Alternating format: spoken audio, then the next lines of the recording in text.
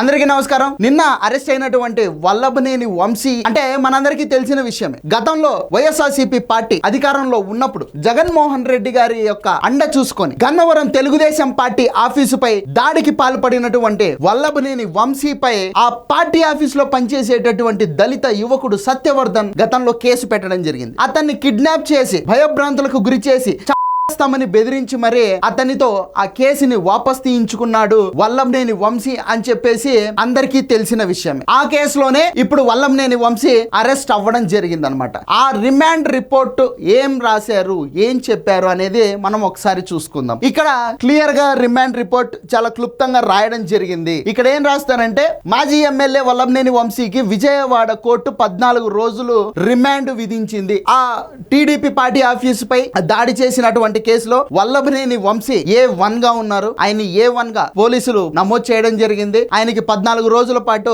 Remand Vijayawada court విధించడం కూడా జరిగింది అనమాట. అదే కేసులో వల్లభనేని వంశీ అనుచరులు లక్ష్మీపతి, శివరామకృష్ణ ప్రసాద్ వీళ్ళకు కూడా రిమాండ్ విధించడం జరిగింది. సత్యవర్ధన్ ను బెదిరించడంలో వంశీ కీలక పాత్ర పోషించినట్లు ఆ రిమాండ్ లో పొందుపరచడం జరిగింది. మరణ భయంతోనే వంశీ అనుచరులు చెప్పినట్లు సత్యవర్ధన్ చేశాడని పోలీసులు గుర్తించారు. అంటే ఈ వల్లభనేని వంశీ, అతని అనుచరులు లక్ష్మీపతి అండ్ ప్రసాద్ వీళ్ళు ఈ సత్యవర్ధన్ అనేటటువంటి దళిత యువకుడు తెలుగుదేశం పార్టీ ఆఫీస్ లో అతను వర్క్ చేస్తా ఉంటాడు అనమాట. అతన్ని కిడ్నాప్ చేసి భయభ్రాంతులకు గురి చేసి ఆ కేసు వాపస్ తీసుకోకపోతే నిన్ను నీ కుటుంబాన్ని చంపేస్తామని బెదిరించారంట. అందుకోసం అని చెప్పేసి ఆ సత్యవర్ధన్ జడ్జి గారి ముందు వాంగ్మూలం ఇచ్చి మరి ఆ కేసుని విత్డ్రా చేసుకున్నాడు అని చెప్పేసి పోలీసులు గుర్తించడం జరిగిందట. అలాగే పోలీసులు రిమాండ్ రిపోర్ట్ లో ఇంకా ఏం రాశారంటే, వంశీకి చాలా నేర చరిత్ర ఉంది అని చెప్పేసి రాశారు. ఇది అందరికీ తెలిసిన విషయమే. వంశీ, ఆ కోడాలి నాని వీళ్ళంతా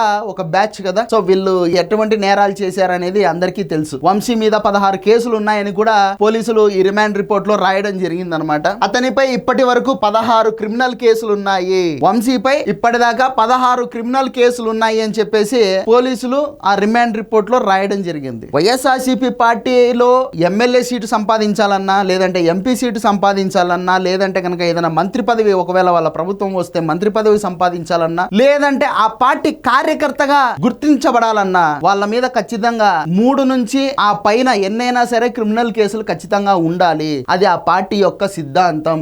ఆ పార్టీలో ఉన్నటువంటి మెయిన్ క్వాలిఫికేషన్ అదే. నేర చరిత్ర ఉంటే వాళ్లకు పొలిటికల్ ప్లాట్ఫామ్ ఇచ్చేటటువంటి ఒక పార్టీ, రాజకీయ పార్టీ ఏదైనా ఉందంటే అది వైఎస్ఆర్సీపీ అని మరొకసారి మనకు తేట తెల్లమైపోయింది అనమాట. ఎన్టీఆర్ జిల్లా సిపి ఆదేశాలతో 4 బృందాలుగా ఏర్పాటు చేశాం. విశాఖ పోలీసుల సమాచారంతో విజయవాడ తీసుకొచ్చాం. ఈ కేసులో A9 అక్యూజ్డ్ నెంబర్ 9 గా ఉన్న రామును కలవాలని వంశీ బలవంతం చేశారు. అంటే పోలీసులను కూడా ఇబ్బంది పెట్టాడంట ఈ వల్లభనేని వంశీ. ఎంత ఖండకావరం, ఎంత ఒళ్ళు మదం చూడండి వీళ్ళకు. అడ్డంగా దొరికిపోయిన తర్వాత కూడా పోలీసుల్ని ఇబ్బంది పెట్టే రకం బరితెగింపు అంతే. సత్యవర్ధన్ ఫిర్యాదును వెనక్కి తీసుకోవడంలో A7, A8 కీలకంగా వ్యవహరించారు.